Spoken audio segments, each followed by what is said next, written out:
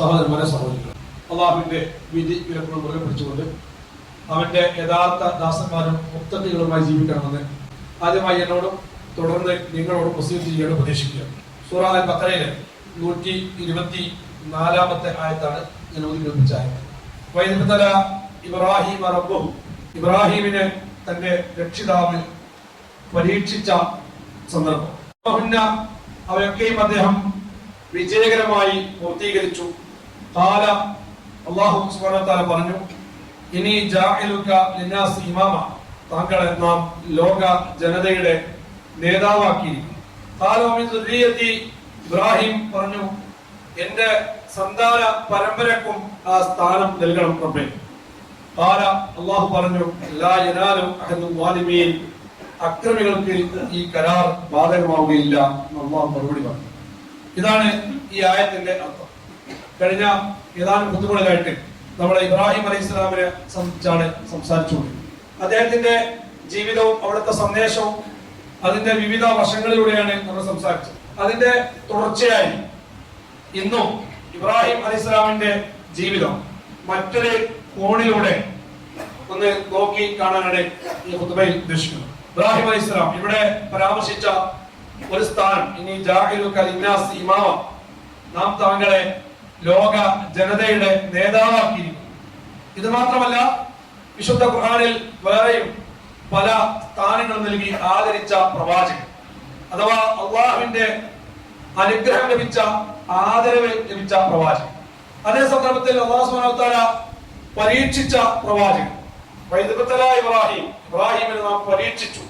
ഈ രണ്ടും ഒരേ ആയത്തിൽ ചേർന്ന് വരുന്നുണ്ട്. ഇബ്രാഹിം അലൈഹി സ്വലാമിനെ അള്ളാഹു പരീക്ഷിച്ചു, ഇബ്രാഹിം അലൈഹി സ്വലാമിന് അള്ളാഹു പദവി നൽകി. ഇത് രണ്ടും ചേർന്ന് വരുന്ന വ്യക്തിയാണ്. മറ്റേ ഒരു ആയത്തിൽ ഇബ്രാഹിം ഖലീല, ഇബ്രാഹിമിനെ അള്ളാഹു സുഹൃത്തായി സ്വീകരിച്ചു, അള്ളാഹു കൂട്ടുകാരനാക്കിയ പ്രവാചകൻ. ഇത് നമ്മൾ പരാമർശിച്ചതാണ്. അപ്പോൾ നമ്മൾ ഈ വിഷയത്തിൽ ഇത് മുമ്പിൽ വെച്ച് നാം ചിന്തിക്കുകയാണെങ്കിൽ, ഒരു സുഹൃത്ത്, ഒരു കൂട്ടുകാരൻ, അവനോട് എങ്ങനെയായിരിക്കും നമ്മൾ പെരുമാറുക, എന്തായിരിക്കും നമ്മൾ അവന് നൽകുക? ഇബ്രാഹിം അലൈഹിസ്സലാം അള്ളാഹുവിന്റെ സുഹൃത്താണ്. ഇബ്രാഹിം അലൈഹിസ്സലാം അദ്ദേഹത്തിന് പകരം നൽകിയത് എന്താണ്? ആ ചരിത്രം പരിശോധിക്കുമ്പോൾ നമ്മൾ സ്വാഭാവികമായിട്ടും നമ്മുടെ ഒറ്റ ആലോചനയിൽ, ഒറ്റ ചിന്തയിൽ നമുക്ക് ഉത്തരം ലഭിക്കുക, ഒരു ആൾ നമ്മുടെ സുഹൃത്താണെങ്കിൽ, ഏറ്റവും അടുത്ത സുഹൃത്താണെങ്കിൽ, നാം അദ്ദേഹത്തിന് നമ്മുടെ പക്കലുള്ള നമുക്ക് നൽകാൻ സാധിക്കുന്ന ഏറ്റവും ഉത്തമമായ എന്തെല്ലാം ഉണ്ടോ അതൊക്കെ നമ്മൾ നൽകാൻ ശ്രമിക്കും, പകുത്ത് നൽകാൻ ശ്രമിക്കും.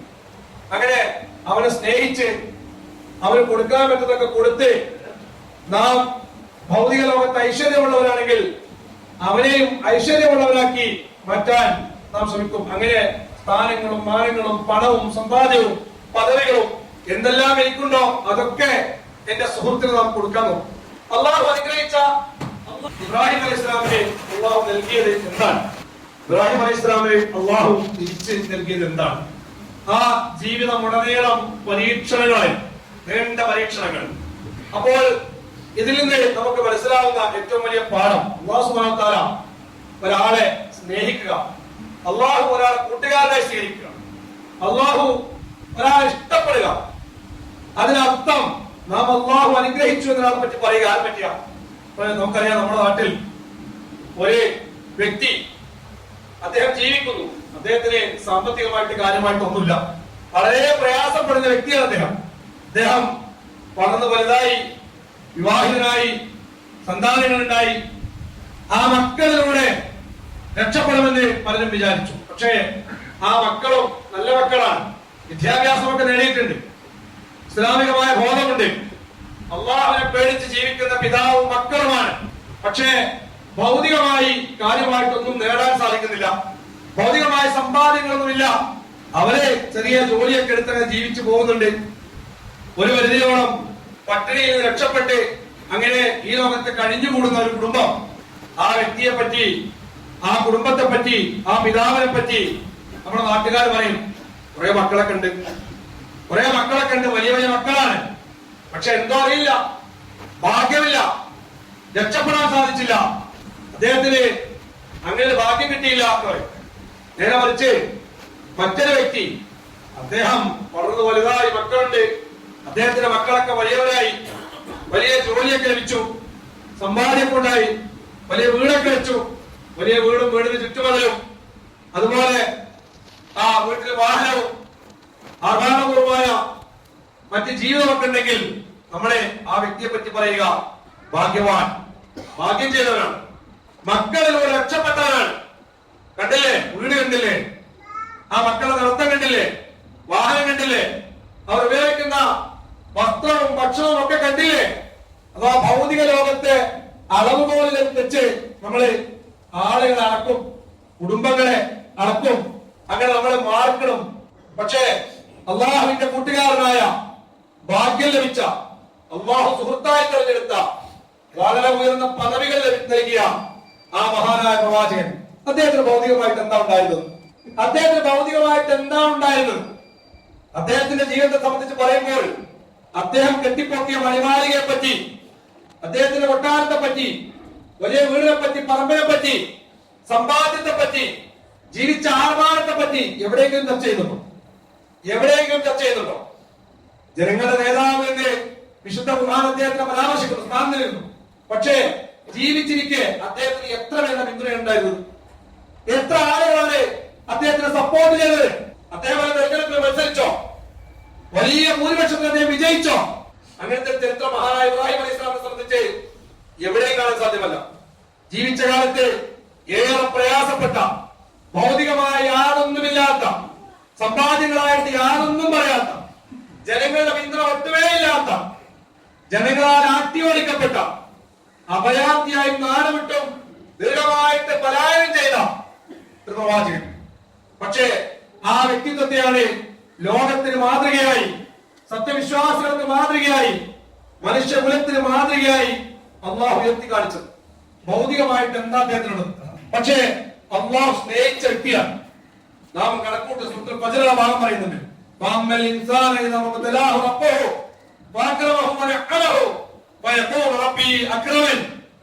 ഒരു മനുഷ്യരെ അള്ളാഹു അനുഗ്രഹിച്ച് ഭൗതികമായ സുഖസൗകര്യങ്ങളൊക്കെ നൽകിയാൽ ആളുകൾ പറയും, എന്നെ ആ ആള് പറയുന്നത് അള്ളാഹുവിനാൽ അനുഗ്രഹിക്കപ്പെട്ടവനാണ് ഞാൻ, അള്ളാഹു അനുഗ്രഹിച്ചു എന്നെ, എനിക്ക് അനുഗ്രഹിച്ച് ധാരാളം ലഭിച്ചു.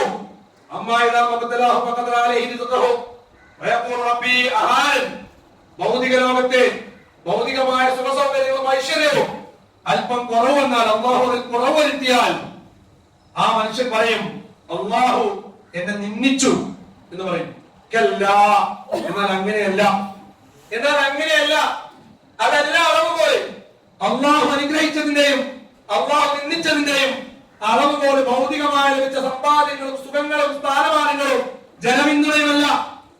അങ്ങനെയായിരുന്നുവെങ്കിൽ അത് ഏറ്റവും അധികം ലഭിക്കേണ്ടിയിരുന്നത് മഹാനായ ഇബ്രാഹിം അലൈഹി സ്വലാമിനായിരുന്നു. അള്ളാഹു സ്നേഹിച്ച അള്ളാഹുന്റെ കൂട്ടുകാരനാണ് അദ്ദേഹം. അത് ലഭിക്കേണ്ടിയിരുന്നത് മഹാനായ പ്രവാചകൻ സല്ലല്ലാഹു അലൈഹി വസല്ലമക്കായിരുന്നു. അവിടുന്ന് അതൊന്നും ലഭിച്ചിട്ടില്ല എന്ന് മാത്രമല്ല, ഉണക്കറൊട്ടി നിന്ന് ജീവിച്ച അറബി പെണ്ണിന്റെ മകനാണ് ഞാനെന്ന് പ്രവാചകൻ സല്ലല്ലാഹു അലൈഹി വസല്ലം അവിടുത്തെ സംബന്ധിച്ച് പറയുന്നതാണ് സാധിക്കും. സല്ലല്ലാഹു അലൈഹി വസല്ലമയുടെ വഫാത്തിന് ശേഷം പിന്നീട് ആയിഷ റളിയല്ലാഹു അൻഹ ഒരിക്കൽ റസൂലിന്റെ കുടുംബത്തിൽപ്പെട്ട ഉർവ റളിയല്ലാഹു അൻഹുവിന്റെ വീട്ടിൽ ചെല്ലുന്നുണ്ട്. സമ്പന്നനാണ് ഉർവ, അദ്ദേഹത്തിന്റെ വീട് അല്പം വലുതാണ്, ഉർവയുടെ കൊട്ടാരം എന്നാണ് ആ വീടിനെ സംബന്ധിച്ച് പറയുക. ആ വീട്ടിൽ ചെന്നപ്പോൾ ഉർവ റളിയല്ലാഹു അൻഹു ആയിഷ റളിയല്ലാഹു അൻഹയ്ക്ക് ഒരു ഭക്ഷണം വിളമ്പി കൊടുത്തു. ആ ഭക്ഷണം കഴിക്കാനായി മുമ്പിലെത്തിയപ്പോൾ ആയിഷ ബീവി തേങ്ങിക്കരഞ്ഞു. അപ്പൊ എന്തിനാണ് കരയുന്നത് എന്ന് ചോദിച്ചപ്പോൾ ആയിഷ റളിയല്ലാഹു മറുപടി പറഞ്ഞു, മഹാനായ പ്രവാചകൻ സല്ലല്ലാഹു അലൈഹി വസല്ലമയുടെ കൂടെ ഇത്രയും കാലം ഞാൻ ജീവിച്ചിട്ട് ഇന്നോളം ഇതുപോലെ രുചികരമായ ഒരു ഭക്ഷണം ഇതേവരെ ഞാൻ കഴിച്ചിട്ടില്ല, ഇതേവരെ എനിക്ക് ലഭിച്ചിട്ടില്ല എന്ന് ചരിത്രത്തിൽ പറയുന്നത് കാണാൻ പറ്റും. ഭൗതികമായ സുഖസൗകര്യങ്ങളാണോ അവര് ഉയർത്തി നിർത്തിയ ഘടകം? അതുകൊണ്ടാണ് അവർ ഭാഗ്യവാന്മാർ എന്ന് പറയുന്നത്. ആ പരിശോധന തെറ്റാണ്. അപ്പോൾ അള്ളാഹു ഒരാളെ പരീക്ഷിക്കുക രണ്ട് രൂപത്തിലാവാം. അള്ളാഹു ഒരാളെ സ്നേഹിച്ചാൽ അള്ളാഹു പരീക്ഷിക്കും. അള്ളാഹുവിന്റെ പരീക്ഷണം ശിക്ഷയായിട്ടും വരും. നമ്മൾ നേരെ വരുന്ന പരീക്ഷണങ്ങൾ അത് അള്ളാഹുവിന്റെ പരീക്ഷണം അള്ളാഹു സ്നേഹിച്ചിട്ടാണോ അള്ളാഹുവിന്റെ ശിക്ഷയാണോ എന്ന് നമുക്ക് പലപ്പോഴും തിരിച്ചറിയാൻ പറ്റില്ല. നമുക്ക് തിരിച്ചറിയുക സാധ്യമല്ല. അള്ളാഹു രണ്ടർത്ഥത്തിൽ പരീക്ഷിക്കും. ആ ഏതർത്ഥത്തിനെയും നാം എന്ത് ചെയ്യണം? ഫേസ് ചെയ്യാൻ സന്നദ്ധരാവണം. ഉഹദിന്റെ രണാങ്കണത്തിൽ സത്യവിശ്വാസികൾ പരീക്ഷിക്കപ്പെട്ടു. ആരെയാണ് പരീക്ഷിക്കുന്നത്? മഹാനായ പ്രവാചകൻ സ്വല്ലല്ലാഹു അലൈഹി വസല്ലം അടങ്ങുന്ന സത്യവിശ്വാസികൾ ഒന്നാം തലമുറ ഈമാനിൽ പകരം വെക്കാൻ ആളില്ലാത്ത ആ സമൂഹത്തിനെയാണ് പരീക്ഷിക്കുന്നത്. ആ പരീക്ഷണത്തിൽ വിശ്വാസികൾ പരാജയപ്പെട്ടപ്പോൾ പിന്നീട് വിശുദ്ധ ഖുർആനിൽ സൂറത്ത് ആൽ ഇംറാനിലും പിന്നീട് പ്രവാചകൻ സ്വല്ലല്ലാഹു അലൈഹി വസല്ലമയും സത്യവിശ്വാസികൾ പറഞ്ഞത്, ഈ പരീക്ഷണം നാം പാഠമായിട്ട് ഉൾക്കൊള്ളണം. നമ്മുടെ ഭാഗത്ത് വല്ല വീഴ്ചയും സംഭവിച്ചിട്ടുണ്ടോ, പല പോരായ്മകളും ഇസ്ലാമിന്റെ ഭാഗത്ത് വിശ്വാസത്തിന്റെ ജീവിതത്തിൽ ആ വഴിയിൽ നമ്മിൽ നിന്ന് വന്നു പോയിട്ടുണ്ടോ എന്ന് നാം പരിശോധിക്കണം. അപ്പോൾ അള്ളാഹുവിന്റെ പരീക്ഷകൾ വരുന്നത് ഒരുപക്ഷെ അള്ളാഹു സ്നേഹിച്ചിട്ടാവാം, ഒരുപക്ഷെ അള്ളാഹുവിന്റെ കടുത്ത പരീക്ഷണം നമ്മുടെ തെറ്റുകൾ കൊണ്ടാവാം. രണ്ടുകൊണ്ടാണെങ്കിലും സത്യവിശ്വാസികൾക്ക് നേരെ അത് കടന്നു വരുമ്പോൾ അതിനെ അചഞ്ചലമായി നേരിട്ടുകൊണ്ട് നമ്മുടെ ഭാഗത്തുള്ള വീഴ്ചയും ഉണ്ടോ എന്ന് പരിശോധിക്കുകയാണ് വേണ്ടത്. ഇബ്രാഹിം അലൈഹി ഇസ്ലാമിന്റെ ജീവിതം പരിശോധിച്ചാൽ അദ്ദേഹം അള്ളാഹു ഇഷ്ടപ്പെട്ട വ്യക്തിത്വമായിട്ടും അള്ളാഹു അദ്ദേഹത്തിന് കടുത്ത പരീക്ഷണത്തിന് വിധേയനാക്കി. ഭൗതികമായിട്ട് യാതൊന്നും അദ്ദേഹത്തിന് നൽകിയില്ല. അതുപോലെ തന്നെ ഒരു സംഘം ഇബ്രാഹിം അലൈഹി ഇസ്ലാമിനെ ഉമ്മത്ത് എന്ന് അല്ലാഹു സുബ്ഹാനഹു വ തആല വിശേഷിപ്പിക്കുന്നത്. ആ ഉമ്മത്ത് ഒരു സംഘം ഇബ്രാഹിം പ്രസ്ഥാനമായിരുന്നു എന്ന് പറയുന്നത്. ആ പ്രസ്ഥാനം, ഇബ്രാഹിം ആകുന്ന പ്രസ്ഥാനം ഒരിക്കലും ജനപിന്തുണ നേടിയിട്ടില്ല, മഹാഭൂരിപക്ഷത്താൽ വിജയിച്ചിട്ടില്ല അദ്ദേഹം ജീവിച്ചിരുന്ന കാലത്ത്. പക്ഷേ അദ്ദേഹത്തിന് ശേഷം അദ്ദേഹം ഇന്ന് ലോകത്തെ ഏറ്റവും സ്മരിക്കപ്പെടുന്ന പ്രവാചകൻ, വ്യക്തിത്വം, ലോകത്തെ ഏറ്റവും ആദരിക്കപ്പെടുന്ന വ്യക്തിത്വം, ജനസമൂഹങ്ങൾ ഒന്നടങ്കം മഹാനായി കണക്കാക്കുന്ന വ്യക്തിത്വം, ഈ ആദരവും ഈ ബഹുമാനവും ഈ സ്ഥാനവും ഒക്കെ അദ്ദേഹം അറിഞ്ഞിട്ടില്ല. അദ്ദേഹത്തിന്റെ ജീവിതത്തിന് ശേഷമാണ് ലോകം അദ്ദേഹത്തിനെ ഈ രൂപത്തിൽ ഓർക്കുന്നത്. അതിനർത്ഥം ജീവിതകാലത്ത് അദ്ദേഹം ഉയർത്തിപ്പിടിച്ച നിലപാടുകളും അദ്ദേഹം ഉയർത്തിപ്പിടിച്ച മൂല്യങ്ങളും അദ്ദേഹം ഉയർത്തിപ്പിടിച്ച ആദർശവും തെറ്റായിരുന്നെന്നാണ് നമ്മൾ അങ്ങനെയാണ് കൂട്ടുക. ഈ ലോകത്ത് ഒരാളെ ഒരു നിലപാടും ഒരു ആദർശവും ഒരു തീരുമാനമെടുത്ത് മുന്നോട്ട് പോകുമ്പോൾ അതിന് ജനപിന്തുണ എത്തിയിട്ടില്ലെങ്കിൽ അത് തെറ്റാണ്, അത് ശരിയല്ല, അത് പരാജയപ്പെട്ട ആശയമാണ് നമ്മൾ വിലയിരുത്തും. പക്ഷെ അതല്ല ഇബ്രാഹിമിന്റെ ചരിത്രം.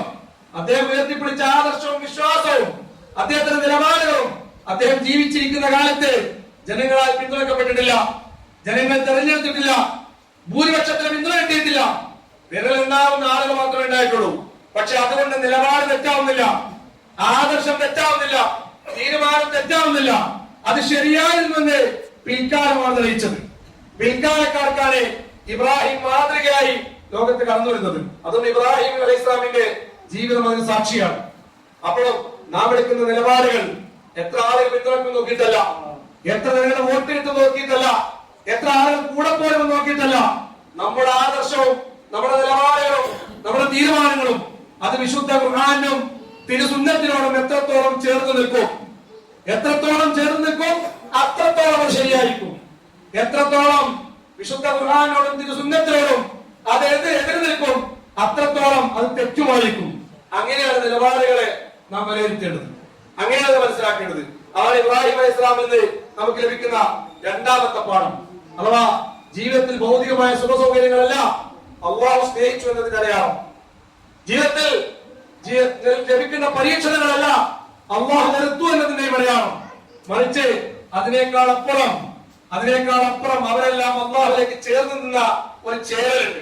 പ്രവാചകൻ സ്വല്ലല്ലാഹു അലൈഹി വസല്ലം ഭൗതിക ജീവിതത്തിൽ എഴുന്നേറ്റ് നമസ്കരിച്ച് രാത്രി നമസ്കാരത്തിൽ ഏർപ്പെട്ട് കാലിന്റെ മുട്ടിലും നെരിയാണിയിലൊക്കെ നീര് വന്ന് പ്രയാസപ്പെട്ടപ്പോൾ ആയിഷ റളിയല്ലാഹു അൻഹാ നബി സല്ലല്ലാഹു അലൈഹി വസല്ലം ചോദിച്ചു, അല്ലാഹുവിന്റെ റസൂലേ, താങ്കൾ മഅസൂമാണ്, താങ്കൾക്ക് കഴിഞ്ഞുപോയ വല്ല വീഴ്ചകളും ഉണ്ടെങ്കിൽ അള്ളാഹു പുറത്തു വന്നിരിക്കുന്നു, ഇനി വരാൻ വല്ല വീഴ്ചയും ഉണ്ടെങ്കിൽ അതും അള്ളാഹു പുറത്തിരിക്കുന്നു, പിന്നെ എന്തിനാണ് ഇങ്ങനെ പ്രയാസപ്പെടുന്നത്, ഒന്ന് വിശ്രമിച്ചുകൂടെ?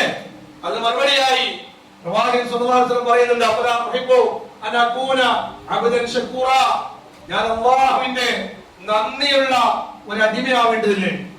ഇത്രയൊക്കെ അള്ളാഹു അനുഗ്രഹിച്ച ഞാൻ അള്ളാഹുവിന്റെ നന്ദിയുള്ള ഒരു അടിമയാവേണ്ടതില്ലേ എന്ന് പ്രവാചകൻ സ്വല്ലല്ലാഹു അലൈഹി വസല്ലം ചോദിക്കുന്നുണ്ട്. അഥവാ അള്ളാഹുവിലേക്കുള്ള ഒരു അടുപ്പം, ആ ചേർന്ന് നിൽക്കൽ, അതിന് ഉദാഹരണമായിട്ട് റസൂലുള്ളാഹി സ്വല്ലല്ലാഹു അലൈഹി വസല്ലം മുമ്പിൽ വെച്ചത് ഇബ്രാഹിം അലൈഹി ഇസ്ലാമിനെ നമ്മൾ കഴിഞ്ഞ ഖുതുബയിൽ പറഞ്ഞതാണ്.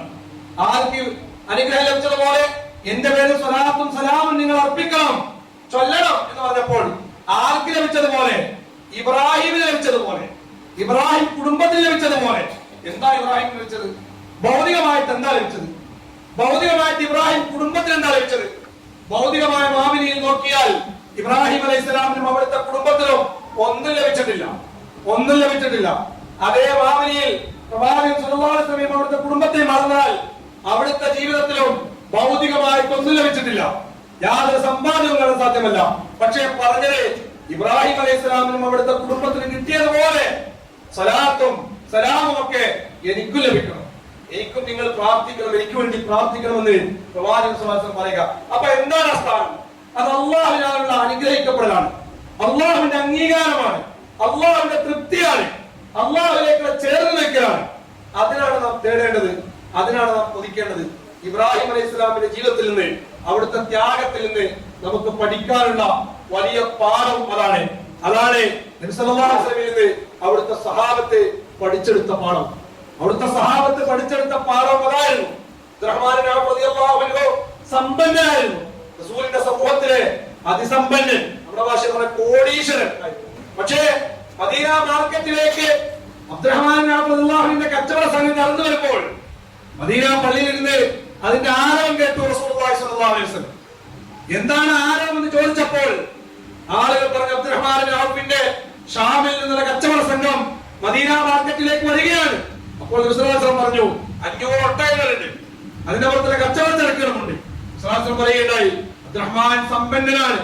പക്ഷെ ഇത്രയും വലിയ സമ്പന്നനാണോ അബ്ദുറഹ്മാൻ? അതെനിക്കറിയില്ലായിരുന്നു.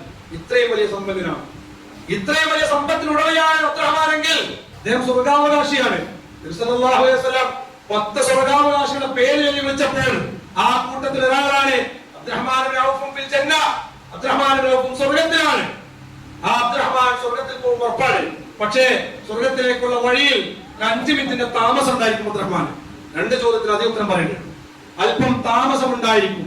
ഈ വാർത്ത അബ്ദുറഹ്മാൻ റളിയല്ലാഹു അൻഹു കേട്ടു. ആ കേട്ട താമസം അദ്ദേഹം പറഞ്ഞു, എനിക്ക് സ്വർഗ്ഗത്തിലേക്കുള്ള വഴിയിൽ ആ യാത്രയിൽ 5 മിനിറ്റ് തടസ്സം നിൽക്കുന്ന സമ്പത്തോ, അങ്ങനത്തെ ഒരു സമ്പത്ത് അബ്ദുറഹ്മാൻ ഔഫിന് ആവശ്യമില്ല. ആ സമ്പത്ത് ബൈത്തുൽ മാലിലേക്ക് കണ്ടുകെട്ടണം, അതെനിക്ക് ആവശ്യമില്ല. അത് ചരിത്രത്തിൽ കാണാൻ സാധിക്കും. അഥവാ ഭൗതികമായ മാവിനിയല്ല അവർ മുന്നോട്ട് നയിച്ചത്, അതിനേക്കാൾ അപ്പുറം അള്ളാഹുവിലേക്കുള്ള ചേർന്ന് നിൽക്കലാണ്. ആ പാഠമാണ് മഹാനായ ഇബ്രാഹിം അലൈഹി ഇസ്ലാമിന്റെ ജീവിതത്തിൽ നമുക്ക് പഠിക്കാനുള്ള മറ്റൊരു പാഠം എന്ന് പറയുന്നത്. സല്ലല്ലാഹു അലൈഹി വസല്ലമയും അവിടുത്തെ സഹാബത്തും നമുക്ക് പഠിപ്പിച്ചെന്ന പാഠവും. പക്ഷെ ഇന്ന് നാം ജീവിക്കുമ്പോൾ നമ്മളാരും അങ്ങനെ അള്ളാഹു അർപ്പിച്ച് സാമ്പത്തികമായിട്ട് കാര്യമായിട്ടൊന്നും ഇല്ലാതെ ജീവിച്ച് മരിക്കുന്ന മനുഷ്യരെ അനുഗ്രഹീതരെന്ന് വിളിക്കാറില്ല. നമ്മളെ ഭാഗ്യമില്ലാത്തവരെന്ന് വിളിക്കാം. ഭൗതികമായിട്ട് ഇഷ്ടം പോലെ ഉണ്ടായവരാണ് നമ്മൾ ഭാഗ്യവാന്മാർ, മക്കളാൽ ഭാഗ്യവാന്മാരായവർ എന്ന്, അല്ലെങ്കിൽ സ്വന്തത്തിനാൽ ഭാഗ്യവാനായവർ, അങ്ങനെ ഭൗതികമായി കണ്ടാണ് മനുഷ്യനെ നാം അടക്കാറുള്ളത്. പക്ഷെ അള്ളാഹുവിന്റെ തൃപ്തി, അള്ളാഹുവിന്റെ അനുഗ്രഹം, അള്ളാഹുവിന്റെ ഇഷ്ടം എന്ന് പറയുന്നത് ഭൗതികമായ ഈ കോണിലൂടെ കാണേണ്ട ഒന്നല്ല എന്ന് ഇബ്രാഹിം അലൈഹി ഇസ്ലാമിന്റെ ജീവിതത്തിൽ നിന്ന് നമുക്ക് വായിച്ചെടുക്കാൻ സാധിക്കും. അല്ലാഹു സുബ്ഹാനഹു വ തആല അവിടുത്തെ പാഠം ഉൾക്കൊണ്ട് മുന്നോട്ട് പോകാൻ നമുക്ക് ഏവർക്കും തൗഫീഖ് നൽകി അനുഗ്രഹിക്കുമാറാവട്ടെ.